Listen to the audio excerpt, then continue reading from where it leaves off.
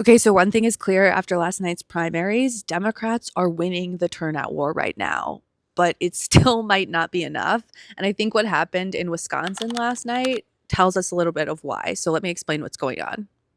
The numbers are honestly kind of stunning right now. Through late June, there were something like 12.6 million votes cast in Democratic House primaries compared to just 8.6 million on the Republican side.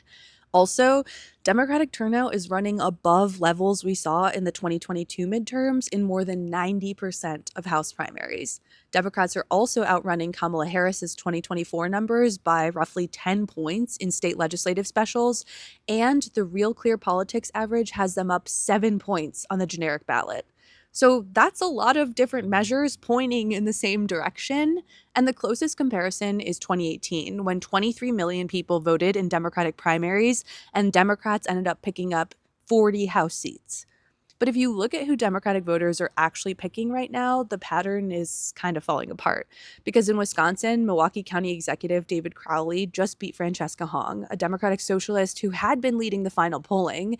And he ran as the pragmatic, experienced one, with the former governor, Tony Evers, standing behind him. And then right next door in Minnesota, Democrats went the other direction and gave Peggy Flanagan the Senate nomination over Angie Craig.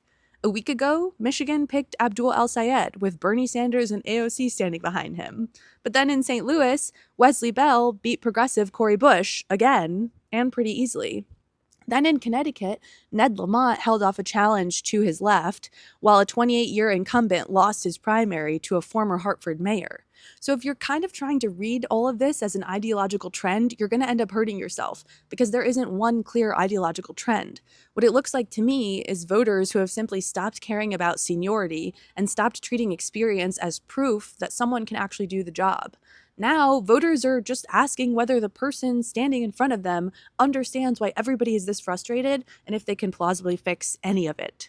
Sometimes the answer is a socialist, and sometimes it's the county executive, which is the part that Democrats should be a little nervous about, because 42% of voters say their congressional vote is a vote against Donald Trump, which means most of this energy is borrowed.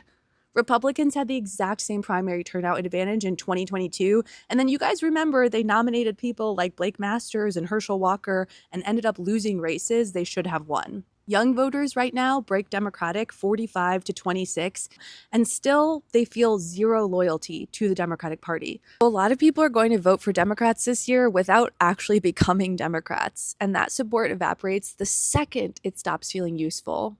The turnout isn't really the win, it's the opening. And honestly, the whole test now is whether Democrats can convince a very